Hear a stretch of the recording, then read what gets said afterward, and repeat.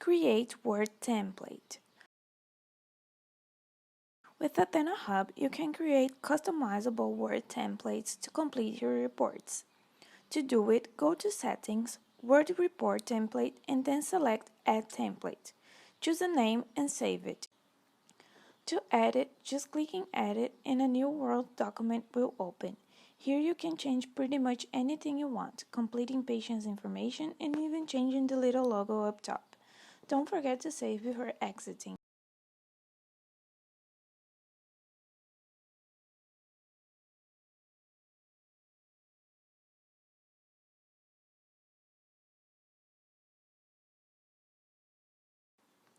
To remove a template, simply select the one you want to exclude and then click Remove.